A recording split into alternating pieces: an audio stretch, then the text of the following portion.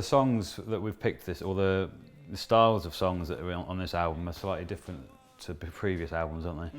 We've got a lot more variety going on. Two Brothers, for instance, is a new direction for us. Two Brothers has been around the mill, hasn't it? It was on the album I first joined for, the Waxed album, with a really flowing sort of harmonica-y, roly snare drum type thing, wasn't it? With fiddle and bass. But we started working on it again a few weeks ago, and we did a kind of Ibiza, kind of Pasha house kind of thing with it, which then we didn't like. We developed it into a real hard-hitting disco tune, which Angus was loving on the bass. But then as soon as we got to the studio, Damien and Matt were playing it together, just light piano and singing, and Donal, the engineer, thought that that was the way to go. So that's now developed into our ballad really on the album, hasn't it? The tearjerker. It did bring a tear to my eye the first time they did it. But yes, that's going to be a bit of light relief, isn't it, on the album?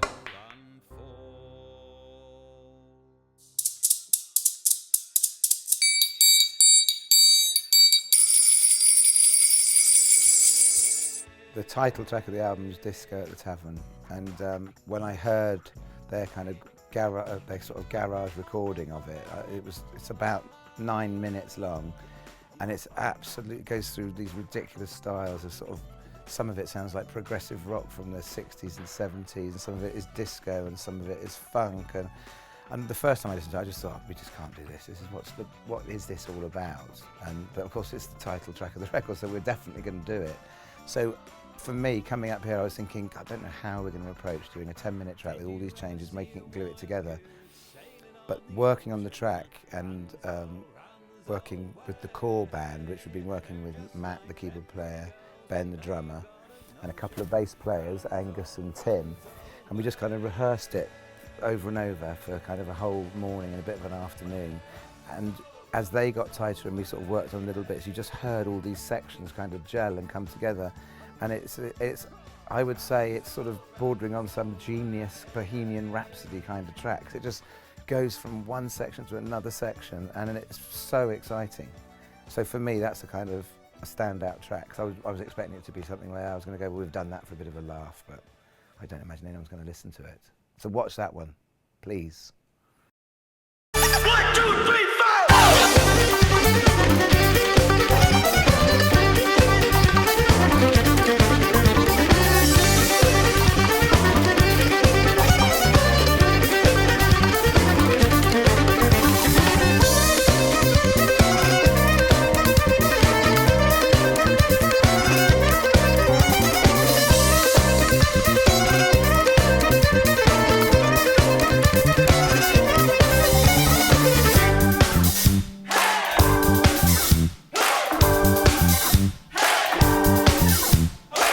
I had a couple of tracks that I liked when we started the project, and now I have a handful of tracks that I love. I really sort of bonded with some of the lyrics in some of the folk songs, and they're quite dark.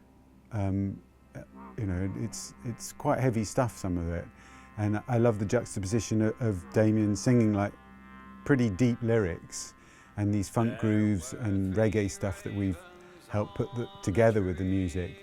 And I love that in music, where the music is joyous and vibey and bouncing along, and you want to get up and dance. But if you're listening to the lyric, you're probably in tears. And I love all that, and I'm really enjoying being part of that procedure.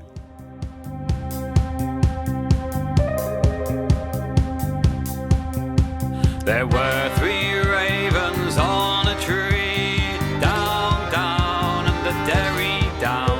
There were 3 ravens on a tree, hey ho. The middlemost raven said to me, there lies a dead man at yon tree, down, down in the dairy down, hey ho.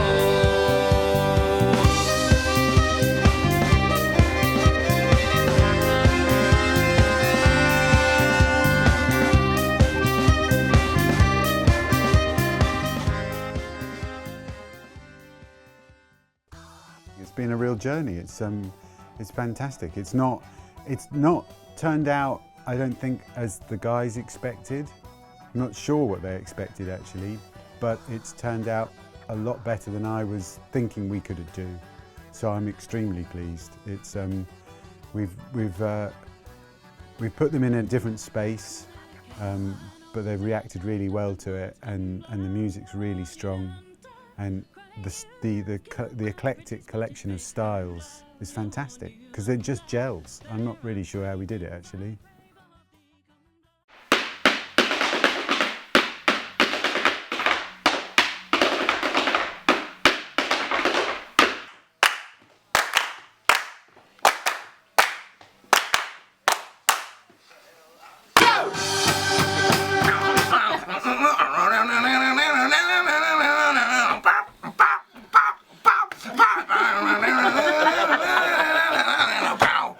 Yeah.